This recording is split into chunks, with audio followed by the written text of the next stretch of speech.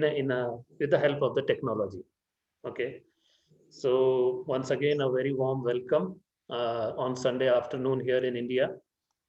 The month of February has started. It is a month of spring uh, in India. The spring starts here in India, and hopefully the joy will spring in all of us. I wish with that on that note. Uh, so let us start this program. Once again, I'm very grateful uh, to all of you for participating in this. Let us start with the prayer. This entire anything in this nature actually does not happen accidentally. Okay, we think that things are happening accidentally or coincidences are there, but what my strong belief is, everything happens by design. There is a supreme power which is very, very artistically governing all the activities which are taking place in this universe. This is also one of the activities. I am not doing it, I am not driving it. This is happening uh, with the design of the plan of the nature. Okay, so let us all surrender to the nature and let the nature take over and fulfill whatever the purpose nature has chosen for this activity to be. Okay, so let's start this prayer with that. I will recite in Sanskrit. The English meaning is also given over there. Om Sahanavavatu Sahano Bhunaktu सह वीर्यं करवावहै तेजस्विनावधीतमस्तु मा विद्विषावहै ॐ शान्ति शान्ति शान्ति. This prayer is taken from the Yajurveda, and this chant is commonly recited with devotion as a prayer before the start of study session. Okay.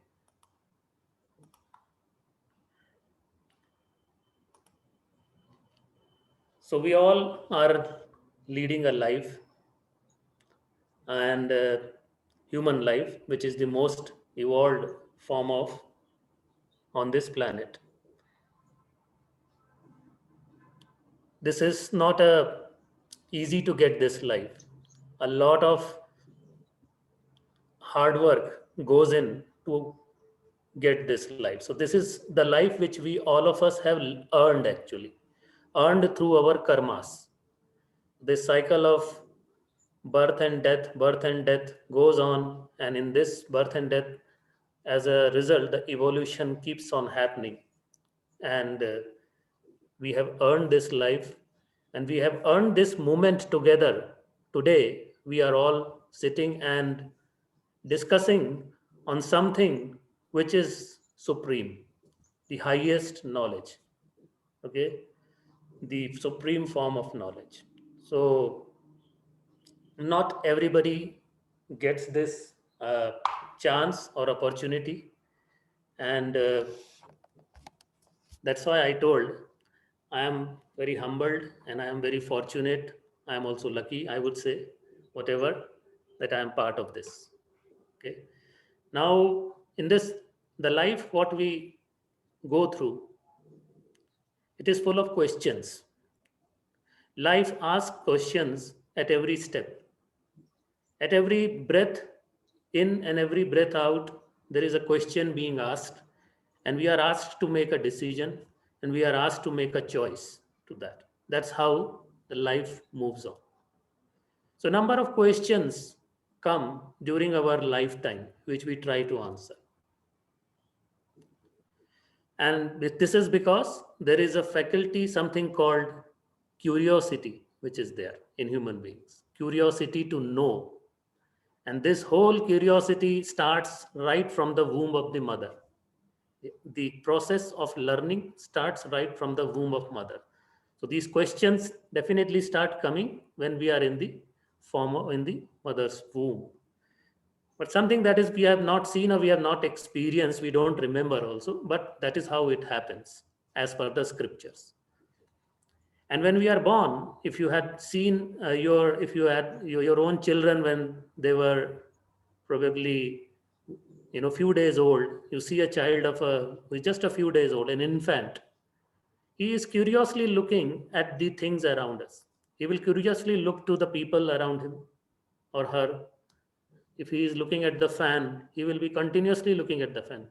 You turn him around, his face, again he will turn his face there to that particular object. What is he trying to do there? He's trying to understand. He's trying to, some question is coming internally. What is that? And he's trying to understand that. The process of knowledge gathering has started.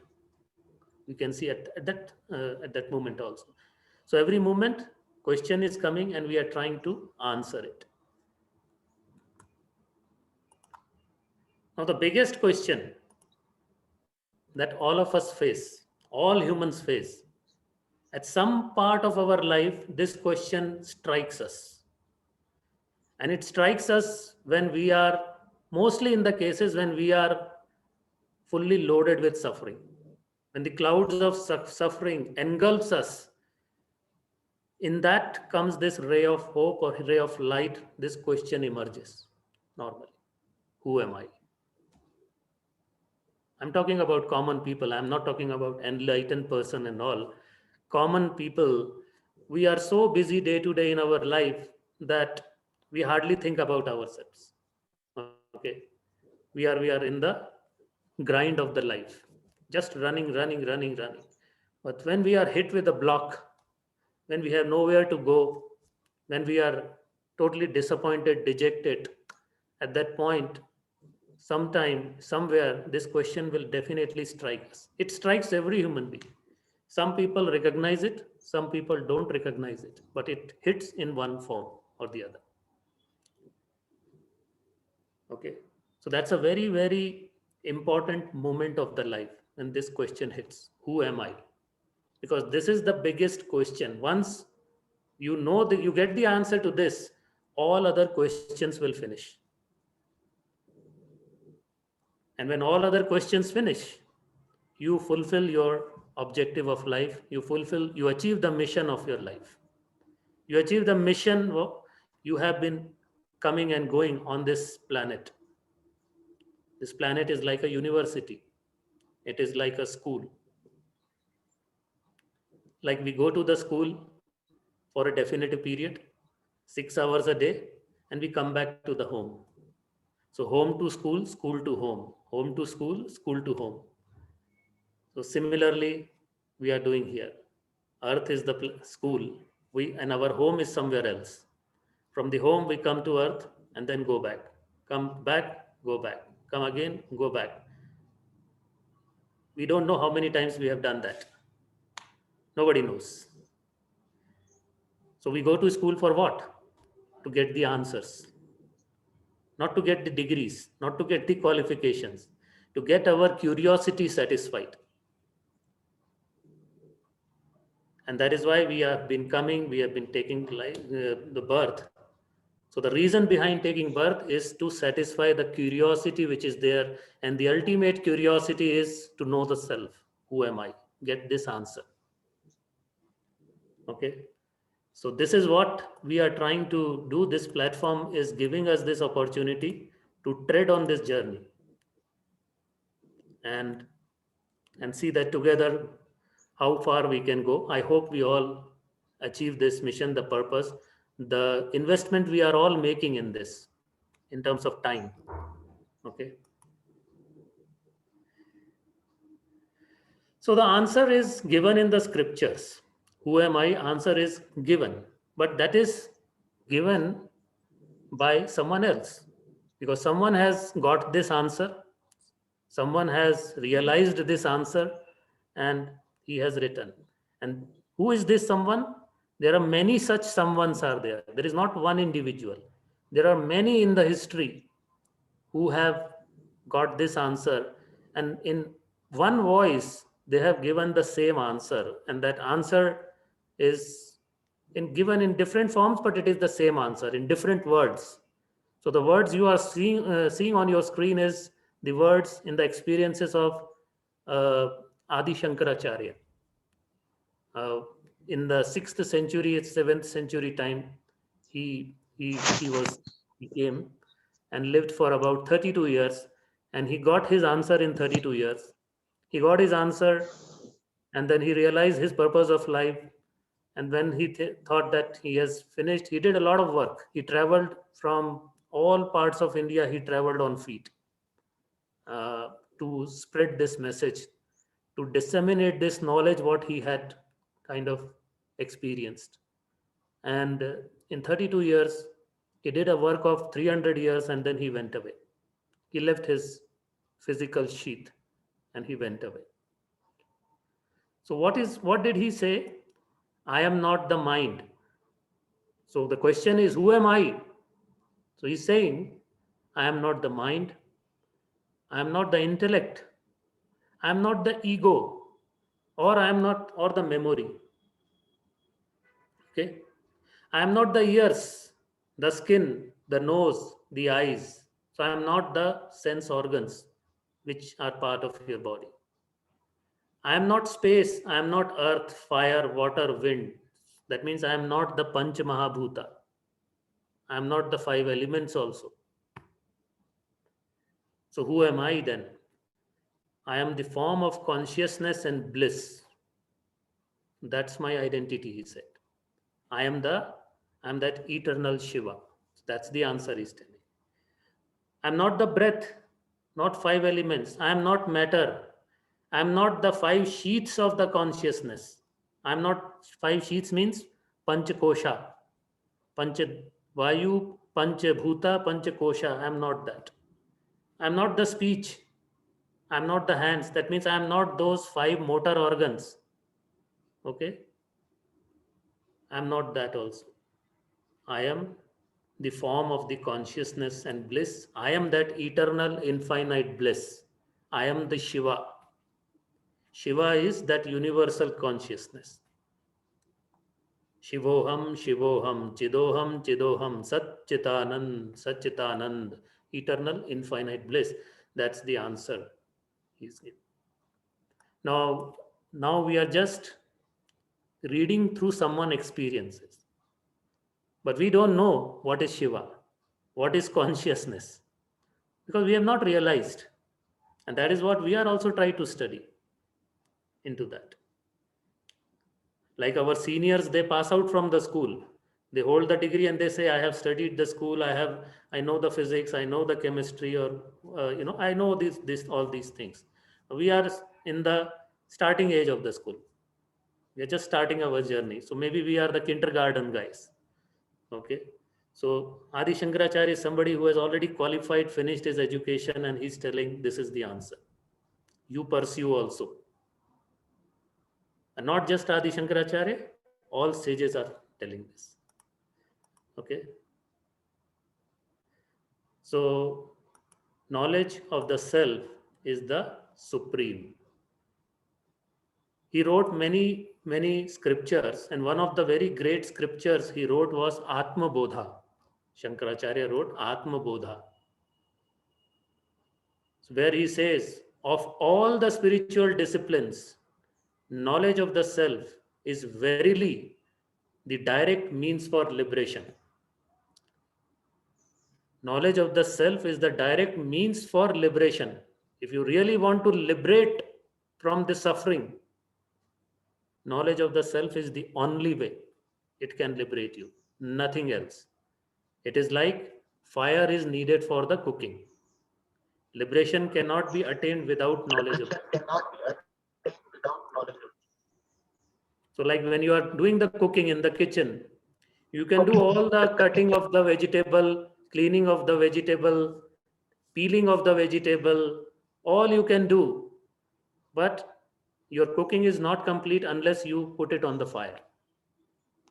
That is all the pre work you are doing for the cooking. Okay, but unless without that fire, cooking will not complete. So knowledge of self is like that fire. Under that, only that fire can liberate you and achieve the whole purpose. Whatever we do in our daily life, whatever spiritual disciplines we follow, like prayer. Okay, we do the chanting, we do the prayer, we do japa, anusthana. So many things are there we do. They are all like peeling the vegetable, cutting the vegetable kind of activities. Just with those, you cannot achieve the liberation. You need to attain this knowledge of the self, and you need to put intense hard work, okay, to attain this knowledge of the self. You need to first qualify yourself so that you can start this journey first. First thing is the qualification, even to get into the class, and then you can start the journey. Okay, so that is what sages are telling. Okay. I'm just quoting one sage's words here, but everybody has said in this own word, because in Vedas, Upanishads, different thing, the same thing has been told again and again. So here we will do this journey of knowledge of the self, to know this uh, through this book, which is yet to be published, which Path of Divine Life, Maharshi Publication, will be publishing it, BMI. So to know the who am I, we have to know the BMI. Okay. Once you know the BMI, who am I definitely gets known. You get the answer. So what is BMI? Body, mind, intellect. Okay. We're talking about the three important instruments, which we are not. Shankaracharya is telling you, I am not the body. That means I am not five organs and the five motor organs and five sense organs.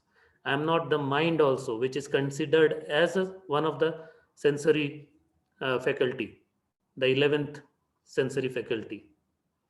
And I am not the intellect also. I am that eternal Shiva. I am that conscious form of consciousness or bliss.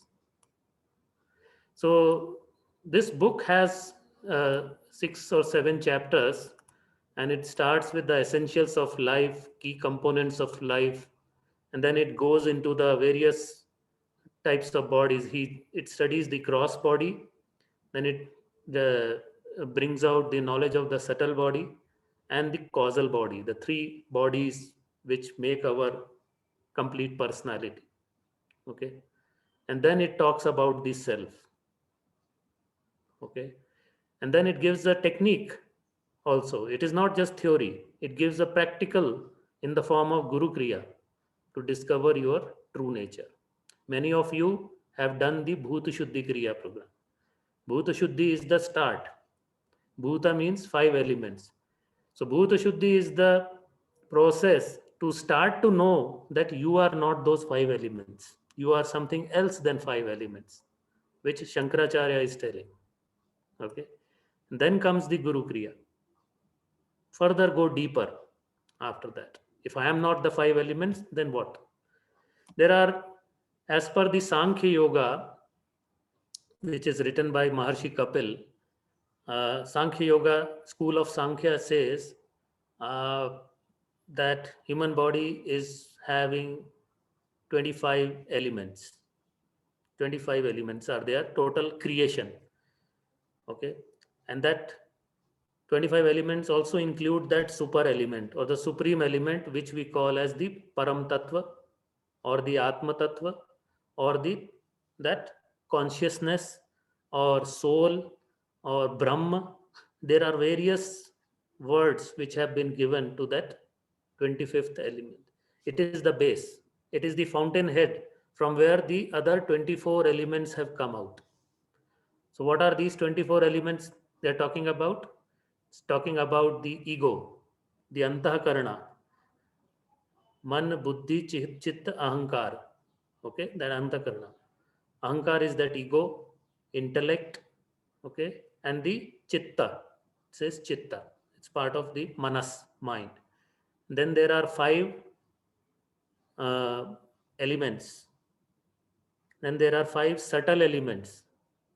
Five elements are uh, earth, water, air, fire, space. These are the five elements. Panch Mahabhuta.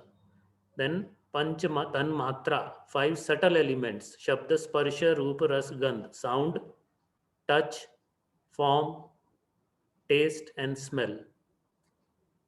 Okay, these are the five things. And then five sense organs. Panch Indriya, Gyanendriya means five sensory organs. And then five motor organs. And then you add all these, it will come to 24. And then the 25th is the supreme element. So supreme element is the mother from which these 24 elements have come out. So these 24 elements are the impure elements. They are under the gunas. They all have some qualities, impurity. That is what we define as matter. But that 25th, that mother element is all pure element, eternal. And that is what Shankaracharya and everybody is telling, that your identity, your answer lies in that mother element. So you are that. That you are that. Soham. Okay. So this is how the book has been structured. The topic one contains more about life and its essentials. Uh, and we will start this topic a little bit today. And then as we go, we are doing it on a monthly basis. Today there is a lecture, and then we will have a more discussion, group discussion on next Sunday. So every first and second Sunday of the month, we will meet and we will make this journey ahead. Okay.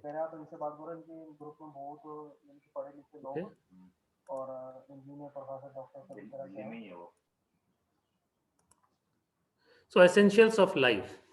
Let us study that. What are the essential things? What are the essentials of life are? So for that, let's understand a simple definition of life. What is life? Okay.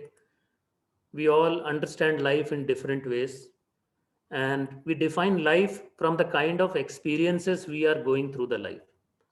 If we are going through the good set of experiences, we define life as good. We define life as cool. Okay. Some people say life is a game, life is a play. Some people say life is a nightmare. Some people say life is a puzzle, life is a mystery. So, various definitions have been given to the life. So, life is like a river. Uh, for this particular, we can anything we can say life is everything. Okay, no answer is incorrect because we are all talking from the experiences that we have gone through. So, life is like a river here. The nature of the river is to flow. Okay, the river flows and life also flows. Life is a collection of experiences, like river is a collection of drops. At you go to the river at one point, and then you go after 1 hour to the same point. That point has changed because the water droplets have moved ahead. The river is still there, but that particular droplet has moved ahead. You get the another droplet over there. Same is happening with the life. Every moment it is ticking away, and the new moment comes at that spot. New moment brings new experience. So life is like a river, it continues to flow. Okay. And it has the banks. Banks play an important role in the life because banks give the life the direction. So banks are like the pain and pleasure. Every life, you cannot avoid the pains and the pleasures. We go through pains as well as pleasures. So pains and pleasures are the banks of our life. You cannot avoid it. But normally, what we aspire, what we desire, everyone desire. We desire to live on one bank. We say, oh God, there should only be pleasure in my life. There shouldn't be any pain. So can a river move with one bank? If you have only pleasures in your life, can your life move in a direction? It will lose the direction. Or if there are only pains in the life, again the life will lose the direction. In both the cases, there is no direction to the life. So banks are important. They are integral part of the life. We have to accept it. It is the nature of the life. Okay? Pain and pleasure are the banks. So what is the goal of life? With which goal the river is moving? The river starts from the mountains, from the very, very heights of the glaciers. The river starts, the origin of the river starts from there. So it falls from the greater heights, thousands of meters it falls. It strikes against the big rocks. It goes around the mountains. It meets everything. With what goal? With what desire the river is moving? That one desire, that intense desire is to unite. Is to unite means to transcend the banks and get into the ocean of infinitude. That is the desire that makes the river flow. It carries impurities and everything with it. It accumulates on the way, but eventually it rests, and it rests when it loses itself in the ocean. The when its identity merges with the bigger identity of ocean. That's where the river comes to rest. Its journey ends. That is the goal of river, and such is that is the goal of the life also. It is flowing with that intense thing. It is flowing with that direction. And sometimes we don't know the goal because we are not thinking about the goal. The definition of the goal is different for us. These are the milestones, what we put as goals, what we consider as goal. The ultimate goal is to get into that ocean, that self. And that's where the river comes to rest. That's where we will also come to rest. We will transcend the banks. There are no banks in the ocean, infinite. You just see, you will see water, water, water. No boundaries. That is the goal.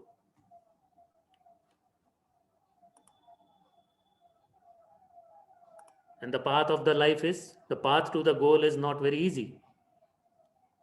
It is falling from the heights. It is going around the mountains. It is going through the rocks and all, striking it against it. It is going through the plains of mud.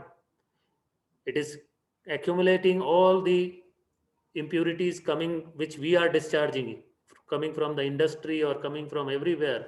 All the mud and everything it gathers, but it doesn't stop. So the path of life is very challenging for the river. The path of the river is very challenging, yet it doesn't stop, yet it doesn't give up. Our life is also full of challenges. We also face obstacles. We also face the rocks and the mountains and things in our life. Okay, we also face everything like that. So give up or not to give up, that is our choice we need to make. Okay.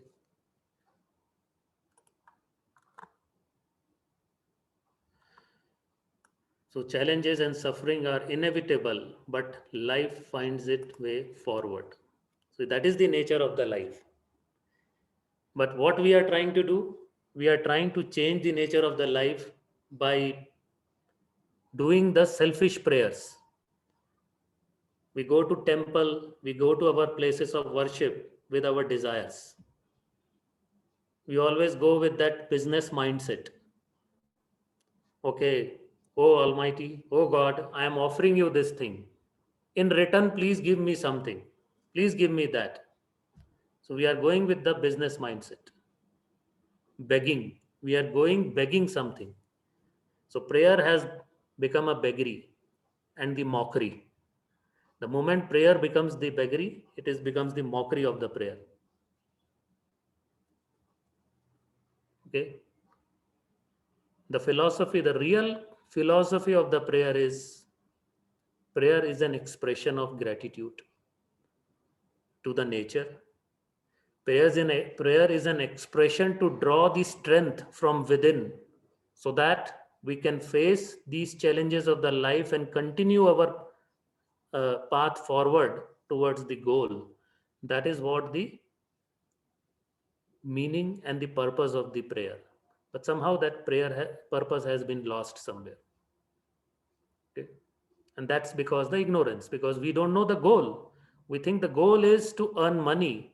So we go and give money, offer money to get money. Okay, so we get into that mindset.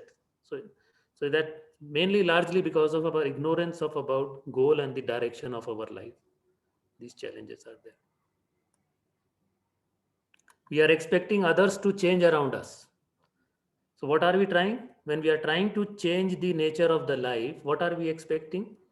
In order to get pleasures in the life and in order not to get any pains in the life, we are asking all the things around us to change. We are expecting the world around us to change. We have a family. In the family, we expect every member to behave according to your own likes, like that. Things you like, you expect them to do that. Things you dislike, you don't expect them to do that. So you want everyone to live their life according to your likes and dislikes. Somehow we get into that kind of operations. And we forget that this world has not been made only for me. This beautiful world which is there, it is made for everyone. It is not made for one person. Then why are we trying to have everybody live according to my own likes and dislikes? Okay. And if that doesn't go according to my likes and my likes, I become frustrated, I become angry, okay, and I spoil my relationships. We do all that. So the challenges are coming because of our own ignorance. Challenges are not coming from outside, they are coming from inside because of our thought process, because the concept of the life is not clear to us. So in that whole ignorance, we are forgetting the whole concept of the life.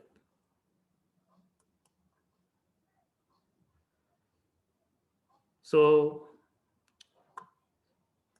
these are the formulas.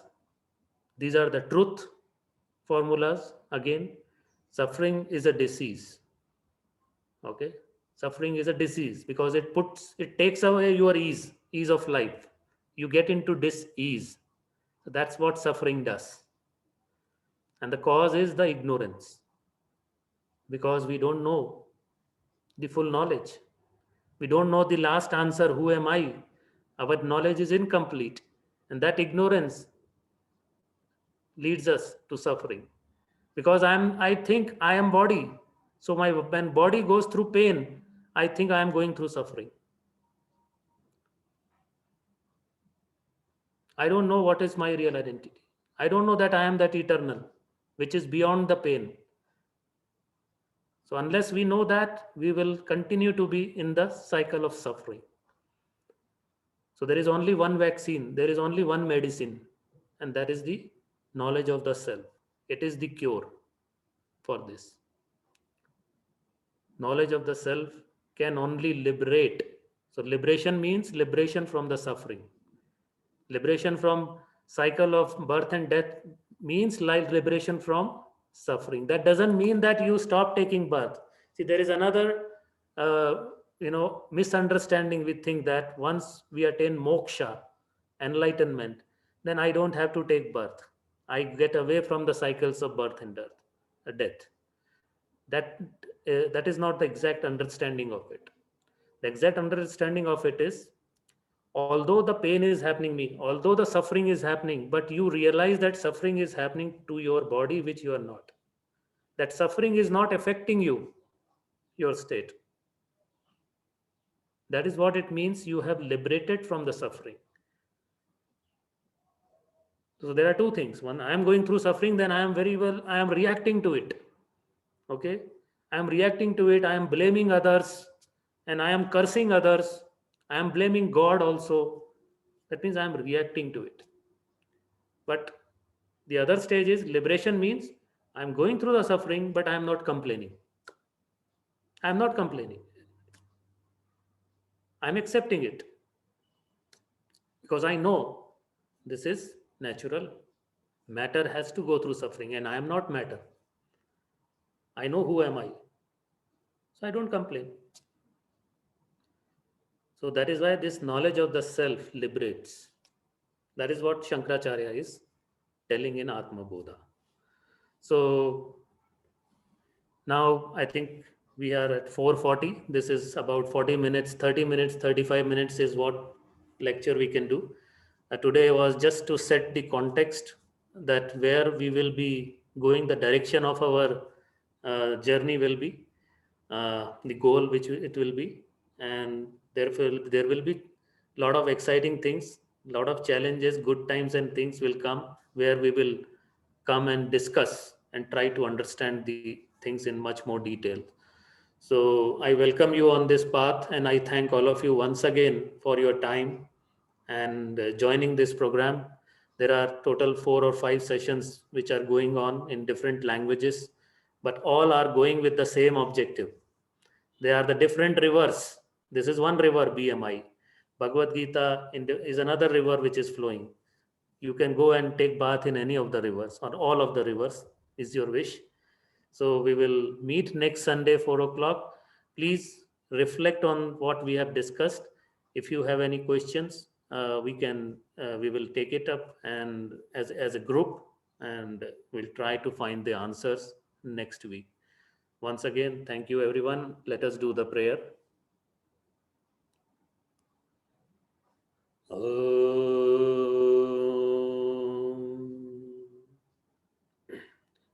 Purnamada Purnamidam Purnat Purnamudachyate Purnasya Purnamadaya Purnamevavashishyate.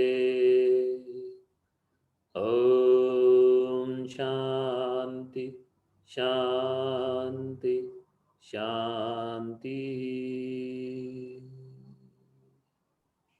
I bow down to the divinity in all of you. Thank you. Thank you, sir. Thank you. Thank you so much, Anurag ji. Thank you, sir. Thank you, sir. Thank you, sir. Thank you, Thank you very much, sir. Very good session. Thank you all of you who joined. So we'll meet on next Sunday, and we'll try to get the recording so that some of you might have missed the session or not able to join. So we'll try to get the link as soon as.